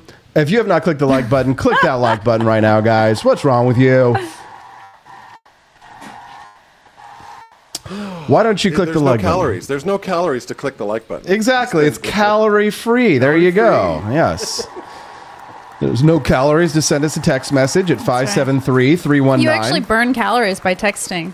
If you move your fingers. There you go. There you go. That's right. 573-319-1586. Oh, it turns out it was a Stephen Hawking quote, Stephanie. Stephen Hawking. Oh, we like him. Allegedly. This is from Quora, so I don't know if it's true. But the thing about smart people is they seem like crazy people to dumb people. That's that's Stephen Hawking. So okay. I must have heard it from him. How does that relate to Dunning-Kruger? Where people think they're really smart and they're really dumb. Yeah, well... when I'm an expert in this, and no, you're not. You just read an article on Wikipedia. Well, here's the thing. Again, in this conversation about experts and who's an expert keeps coming up. Yeah. That was some Dave Smith drama. No, speaking of Dave Smith drama, right? I guess I got Vince sent me the audio of Dave. Oh, so wow. I've got the clip. I don't have it pulled up, but we can watch it a little bit later. Oh, my goodness. So we're going to do a video game stream tonight. Maybe we'll talk about it tonight. Yes. So 9 p.m. Central tonight, right back here at and rumble.com. We might be going a little later tonight. We're going to be missing next week because we'll be in D.C. Yeah, we got to do a nice long video game stream tonight. So join us tonight, rumble.com/AP for Liberty, right where you're at watching us right now if you're on Rumble. But if you're watching us anywhere else, make sure it's an exclusive Rumble content stream, members only stream. So rumble.com/AP for Liberty, and then we'll react to the Dave Smith thing whenever we get a chance to watch it right there. I'm sure it's as usual. And your trip next week, it's like closed, right? Like all people are closed. I could fit 2 more people, 2 more adults, okay. and then kids. People should go because I'm going to be there. That's right. Yay! You should sign up. And we have a January 6er coming. Oh, yeah. Our buddy Angelo Pacheco is going to be there. I mean, Cecilia, Amy J.E.'s, a lot of our friends, a lot of the people that are in the chat right now are going to be there. And we're really excited to meet them, and we're going to have an absolute blast. Camelia's asking about the Dave Smith thing. I'll tell you later, Camelia. Basically, I guess Dave was talking shit on me or something on his podcast that came out yesterday. But we will do it. I have to listen to it before I, explain why he's such a midwit. But we'll get there. The APDC Liberty Tour is May 1st to the 3rd, next week. I do have 2 more tickets available if anybody can make it, and you can get them at forlibertyshop.com. That's the number 4. So that means like for families, like it could be a whole family, 2 families that come? Is that what that is? No, it would be adults. So it's per adult ticket, but the kids are free. So so if a husband and wife wanted to go, they could. If there was a husband and wife and then a throuple, they'd need to talk to us and see if we can make it work. Right? We'd figure something out. Hey, we're libertarians, so we support the polyamory community. Yeah, so we'll try to make it work. That's a lot of work. I mean, 1 is enough. I mean, gee, many Christmas. How many do you need? I don't know how Muslims do it. Just having 1 wife is enough to take care of, guys. Come on.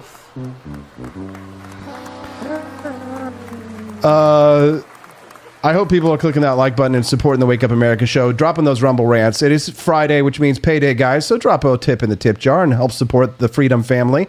Do you like watching Freedom Family Friday? Are you laughing at the content, enjoying it? Is it starting off your day a great way? Well, then just take the $5 that you would have spent on that stupid Starbucks coffee and give it to us instead. Go to forlibertyshop.com and buy Founding Flavors coffee. Support your beliefs with your cold, hard cash. Why give your money to Starbucks? They're going to use it to pay for abortions. Go to forlibertyshop.com. I know, right? I just wanted a latte. I know. Instead, what did you get? An aborted fetus in your cup. Go to forlibertyshop.com. Oh, no. The best part of waking up is no aborted fetus in your cup. Oh my goodness. Go to forlibertyshop.com and buy a box of Founding Flavors coffee. Stephanie, hold it up real quick so our audience can see the beautiful box. Here's my phone case too. We have that at the store, forlibertyshop.com. Okay, just pick up a box of coffee and show it off, Stephanie. Coffee. There we go. See, this is Adam's Patriotic Perk Dark Roast. That's right. AP makes babies, Starbucks takes babies. That's right. Madisonian Morning. There you go. That's a light roast. Light roast. Delicious. Yeah, we got light, medium, dark. We and our number one seller, origin. Jeffersonian Java, which is on the desk behind you. So, yes. And the people who are going on the trip, some of them bought upgraded packages, so they're getting coffee. We've got exclusive. I bought them a special gift bag. Oh, you know what? We need to see if we can do. I don't know if we have time, but maybe we can rush order one. We need to get Justin an APDC Liberty Tour shirt. Oh, Justin, you're gonna get. Sent them out to people. Yeah. Well, no, we've got them in the pack. We have an extra. We have an extra, don't we? No. Just in case? Maybe, but it's probably not Justin's size. We'll see. Justin, are you wearing an XL these days? Yes, I am. Okay, we'll double check. Since we're just talking all the truths, we're asking your size on air. I'm gonna get on. I'm gonna get on right after this and see if we can't get Justin one, because we want him to be decked out in the tour too. Okay, so XL. All right. I'll flip my collar like in the 80s. There you go. Walk around. I got chills. Oh, I remember that. Actually, that kind of came back in the early 2000s with Abercrombie and Hollister. Oh, yeah. Like, the boys used to flip them. I did that once, and then I was so ashamed of myself that I never did it again. I was like, this is so stupid. I think it's cute. I think the closest I got to that kind of behavior was when I did the frosted tips. Yeah. With the blonde frosted tips. Justin, did you ever do that? The frosted tips. Let me just talk to you more about 1999. In 1999, I went to the CVS, or maybe it was at the Walgreens in Orlando, Florida, and I bought, it was like, a mascara. It was mascara for your hair, but it was highlights. Oh, yeah. And I bought blonde mascara that you just pulled out of a thing, and you just would literally comb it into your hair. You would comb the highlights in. And boy, I was the most popular guy at parties in Orlando, Florida for a while. Aww. That's so cool. I don't know how having frosted tips affected my sex life, but I'm pretty sure it didn't make any damn difference. But honestly, if we're going to ban food dyes, I think we're going to have to ban hair dye as well. I'm sorry, ladies. Ladies. How do you feel when you sit before a bowl of Fruit Loops, which I don't do, but because I am one. How do you do the bowl of Fruit Loops when there's no color? It's like they've taken the rainbow out of all of your food. Exactly. Do you want to know, Justin? Did you know, Justin? They actually did this in the United States. The corporations, because they want to make money. They don't want people. It's kind of like the mercury in vaccines. They used to have mercury in the vaccines, and the Thimerosal. Yes, and is thimerosal ethyl mercury, Stephanie, or a methyl mercury? Oh, I get them confused. It's the good kind. I used to think it was the bad kind. Right. There's two kinds of mercury, right? So Timera, but they took it out even though it wasn't the bad kind of mercury, but because the stupid kids have to control everyone and control everything and bully everyone, they just went ahead and took it out, right? But they did this with food. Thimerosal is ethyl mercury, not methyl mercury. They also have formaldehyde in the vaccine too. And also another thing I formaldehyde is also in breast milk, by the way. Go ahead. Oh yeah. I grew up, this is dating myself more. Here's more stories from JP. When I grew up as a little kid, there were no red M&Ms. You only had brown, yellow, orange, and I think that was it, because they got rid of them because of the food dyes. Yes. I remember that. They did. They got rid of the red ones because they were worried about cancerous whatever with the food dyes. I mean, there might be some truth to it, isn't there? It really might be harmful. Well, here's the thing. It might be to a certain percentage of the population. That percentage of the population is lower than the percentage of the population that has peanut allergies. So are we all children? Are we going to stop people from enjoying delicious, beautiful food that they want and they demand? Their beautiful Fruit Loops because a few kids might have a red food dye allergy. Do we go out and have the government prevent everyone from doing? Well, it's just food dye, and if you don't have it out there, it's not going to make a difference. Oh, wow, that really sounds like him. I always trust people that sound like my cousin Philip. Come for the content, stay for the impressions. Not bad, right? Yeah. You should definitely be an impersonator. That's really good. I'm RFK Jr. and I drove my ex-wife to suicide, and I was an environmental lawyer my entire life, and now I'm an expert when it comes to food dyes, and I'm in control of all of our societies. You can trust me. Wow. He's never coming on your show, ever. Well, here's the thing. You know who the conspirators hate more than anybody? Yeah. They hate Bill Gates. Oh, sure. Is Bill, you know why? Because he claims to be an expert on vaccines. Yes. Is he an expert on vaccines? No. No. Is RFK Jr. an expert on vaccines? No. No, they're both not experts. They're both fucking retards who are outside of their element, Donnie. They're midwits when it comes to something that they know nothing about. You know what they say about intellectuals is that they think that their area of expertise, their knowledge, applies more broadly to everything else. There are a lot of billionaires that have this complex, right? And a lot of people have this complex. I'm a doctor, therefore I know everything about medicine. Well, actually, it turns out you're not a cardiologist, you're a radiologist, and you don't know dick about another topic when it comes to that, right? Oh, yeah, when you're a specialist. Go ahead, Justin. Oh, my camera. No, I'm sorry. Go ahead, Justin. Go ahead. I was just going to say, do you guys know the story about Ignaz Semmelweis? Do you guys know the story about Semmelweis? No, go ahead, Justin. Tell us. So Semmelweis was a doctor who made the connection. He connected the dots between the doctors who were taking care of pregnant women, and they were then going into the morgue and working on dead bodies. They learned that they were transferring germs from one part of the hospital to another. And Semmelweis connected the dots and realized if surgeons will wash their hands, okay, they will actually prevent the spread of disease. This wasn't known until fairly recently, you all, okay, within the past 200 years. Semmelweis created a scandal because what he did is he went contrary to the medical establishment. Because the entire, big money and big doctors, right, were like, this is a fraud, you're a fraud, this is all crap. Turns out Semmelweis was correct. He was right. And he begged, he would stand outside the hospitals with basins of water and soap and beg doctors to wash their hands, beg them to wash their hands. And the doctors scoffed at him and he thought he was ridiculous. The fact that he was right and was so rejected by the medical institutions of his time actually caused him to go insane.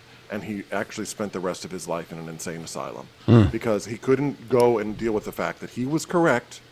And the entire establishment was like, no, it's no big deal. It's fine. So I always looked at Semmelweis as like a hero because he was somebody who had the courage to say, actually, this is a dangerous thing. And, and everyone was wrong. And that's that image you share, Austin, sometimes, where you have that image of that one guy who's standing before the massive crowd, and he's like, yes, you're all wrong. Exactly. I mean, that was Semmelweis. That was Semmelweis, baby. That was And that's what I Smart worry people about. sound like crazy people to stupid people. I worry about that happening now. The threats that people are claiming that there are, maybe they are true, and we just think they're crazy and we don't want to believe it. Just like how a long time ago, people used to think smoking was fine. And they used to say, oh yeah, smoke, it's good for you. Well, it really isn't good for you. So it's like, how do we know the same thing's not going to happen with the red dye? Maybe right now we're like, oh no, it's good for you. Be quiet. Years down the road, maybe it is bad for you. I mean, I'm with you because I don't have a hard opinion, so I got to be careful to be like, I don't want to be too dogmatic because I hate dogma. But like I think about Mom again with the it's like the cancer that Mom had. It was like we're always like, what was the beginning of that cancer? Where did that come from? And so many times you don't know. But Mom did use talcum powder a lot, and there was Johnson & Johnson's talcum powder that did show that it had a carcinogen in it, and it did actually correlate to cancer. And Johnson & Johnson got sued. So I mean, even something as innocuous as like talcum powder could kill you. Like so you're right. I mean, it's this hard thing of like when you don't know. Like that, and you're just doing something and you're getting poisoned or something like that. That's kind of scary. It's like, I don't want people to die because, like you're saying, Stephanie, I don't want people to die because they don't know something or because we don't know something. So, I mean, like you said, responsibility is hard when you don't know what's always in your food. You know what I mean? Like, it's hard to be a responsible thing unless you make it yourself and you just go back to the old days and just grow your own food. Right? Then you're like, that is my tomato. That is my point. That is my point with all these people. Why is it that their default is always to stop everybody else from consuming it, right? To ask the FDA to ban it, right? Without any buy-in or even the studies or even conclusive studies done, because there are no conclusive studies on the red food dye number 40 and its toxicity or its poison to the general population. However, but why not just grow your own food? And don't you think, in light of that, don't you also think that we have more availability of food today that's processed food than we ever had in Grandma's time in 1920s, 1930s? I mean, I'll bet you $1 that the people that grew up that we knew of in the country, those people did raise their own food. They grew their own stuff. I mean, Grandma made her own clothes. I mean, so the idea of just like getting all of these things at the grocery store, that's a novel idea. The idea that people don't know where their food comes from, that's a new idea. People used to know where their food came from. They didn't just used to sit down and be like, where'd this chicken come from? It's like, Dad, it's from the backyard. Yeah. Right. People knew, but our diets weren't, I don't think, as varied as they are today. I think we eat a much more varied diet. Do you know the reason why people look so young, so old nowadays? Do you know what the number one reason is why everyone, like in their 40s and 50s, looks younger than they did back in the 50s and 60s? Smoking. Hydration. Oh, well, hydration. Okay. More water today. We drink more water today than they drank back in the 50s and 60s. Well, I'm going to look terrible. I don't drink water much. That's why she looks so pinched and my cheeks look so beautiful and healthy and round. But I don't know. Austin, you're right. I will always come on the side of personal responsibility. And I will always acknowledge that the overreaching and overarching control of the state is always waiting. It's just like the Bible says, the devil's waiting at the door. He's crouching by the door, waiting to get you. And that's like the government. The government's just crouching at the door. That's right. They want that power.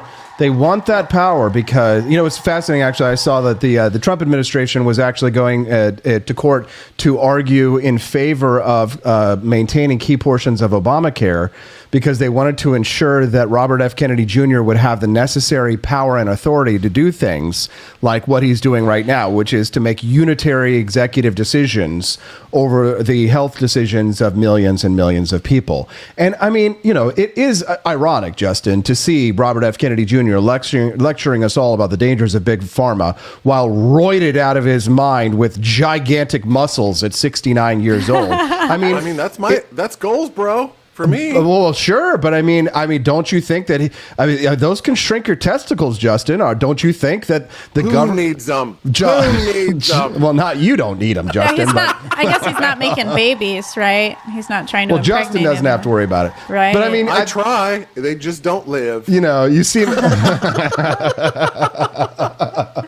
But Justin, I think you see my point here with the whole double standards here. That I get it. Yeah, my chemicals, my steroids are fine. right? But your chemicals and your Fruit Loops are not fine, right? You're not allowed to. This is America, you know? I agree, and we should have freedom. You know, there's a great picture of, is it Boris Yeltsin in a grocery store in the 80s? And he's just like, his hands are up in the air like this, because he just cannot believe the sheer amount of choice available to the American consumer because of the system of free governance and free markets that we have in this country. Because, you know, in Russia, everything is controlled by the state. All the foods are controlled by the state. And when things are out, you're just like, we're out. We don't know when we're going to get it back. So, I mean, yes, there is something glorious about the fact that, yeah, we do live in a country where we have an endless amount of choices. I mean, go down the cereal aisle, Austin. Just go down the cereal aisle. It's like that is a crowning achievement of Western civilization, to be able to go down there and see, oh, look, there's toasted oats. Oh, and there's Cheerios. Oh, and there's this. I mean, every taste, every kind of thing that you could ever want is right there in the store. I mean, that is just. I have a direct quote from Bernie Sanders. He says in 2015 with CNBC's John Harwood, Bernie Sanders said, "You don't necessarily need a choice of 23 underarm spray deodorants or 18 different pairs of sneakers when children are hungry in this country." And honestly, the amount of choices available nowadays is probably one of the causes of increased anxiety in our society. Because of decision paralysis. Yeah, I think they're just like, I don't know what to do. I can't make a decision. I'm so anxious. I went anxious. shopping for sport coats at Macy's the other day, and I was just like, oh my gosh, there's so many options. It's just crazy. I can't do it. It's just too much. God, this has been such a great show. I hate that it's over. Justin, I can't wait to see you soon, brother. I'm going to, you, me, Stephanie, Hazel, all of our friends, we're going to be in, and also, Justin, we're going to be joined by AI Thomas Jefferson. He's going to be with us at the Jesser. I'm actually really looking forward to finally having a good conversation with the man himself. And, we're going to have some kids with us as well. They're going to be able to ask questions. We can talk, what did Thomas Jefferson eat? Where did he Peanuts. go? Yeah, where did he go? Yeah, probably. Exactly. Yeah, so, and he forced his slaves to eat the peanuts in the control scheme set up by the elites. Well, Thomas Jefferson grew his own. He had a garden. Yes, Thomas and George Washington was a Freemason, and we're going to see his battlefield tent in Revolutionary War weekend when the Jews took over America. No, the Jews.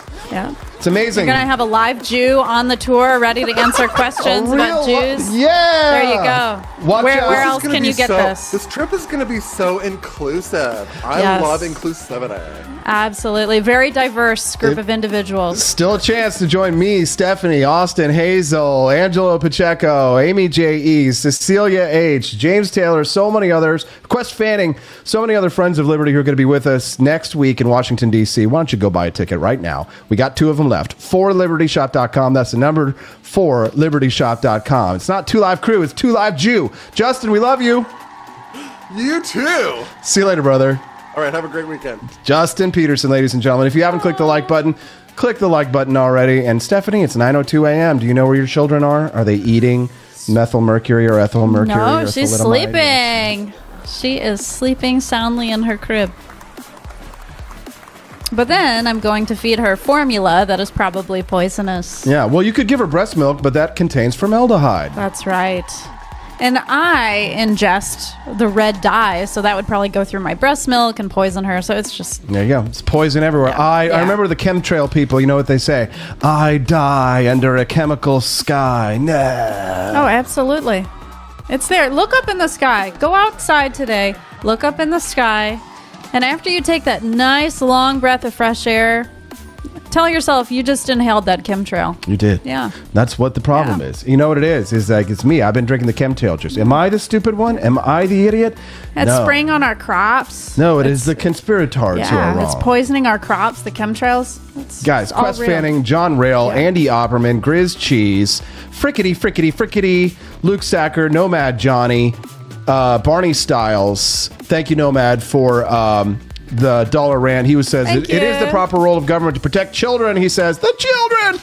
Well, I agree. From abuse, absolutely. But not from delicious peanuts and delicious food dyes and Fruit Loops. That's our job as parents. I'm going to go eat a bowl of Apple Jacks right after this. I know you've eaten all of the Apple Jacks. I haven't even had time to eat any. Well, I'm just trying to save you. I don't want you. We don't need government. I'll protect you from the red dye number 5 in my Apple Jacks. And nobody better lay a finger on my Butterfinger. We'll see you guys tonight at 9 p.m. Central for the Freedom Arcade. I don't know if I said it, but be free. Bye, guys.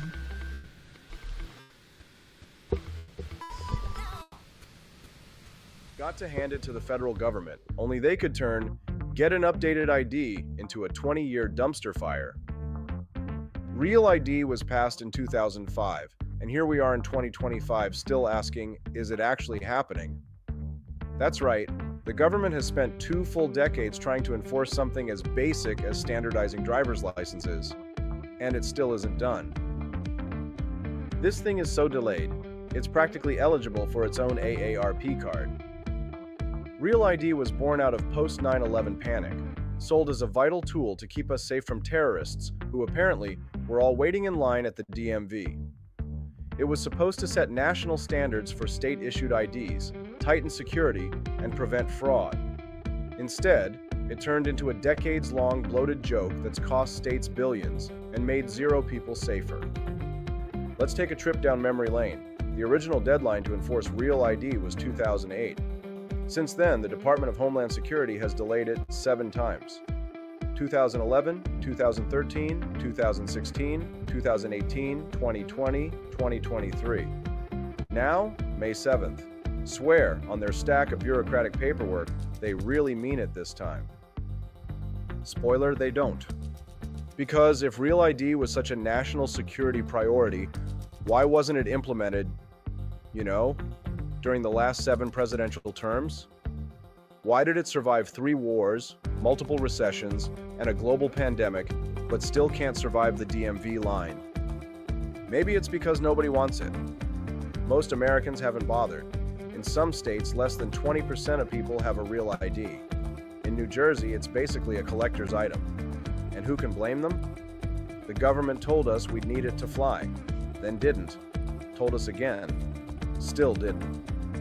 At this point, you're more likely to be struck by lightning than asked for a Real ID at the airport. And the process?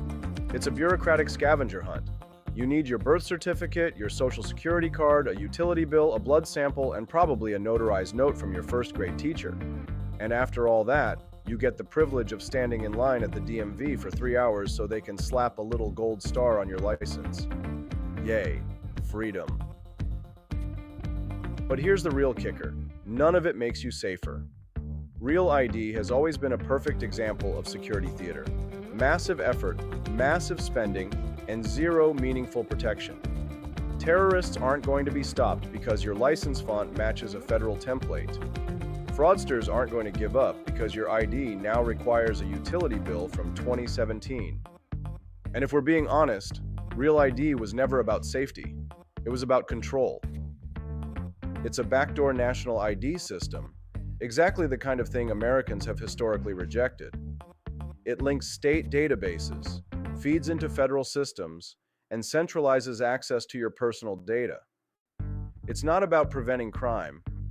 It's about making it easier to track law-abiding people. Remember when "your papers, please" was the line from authoritarian regimes? Now it's the future of TSA travel. And who's paying for all this?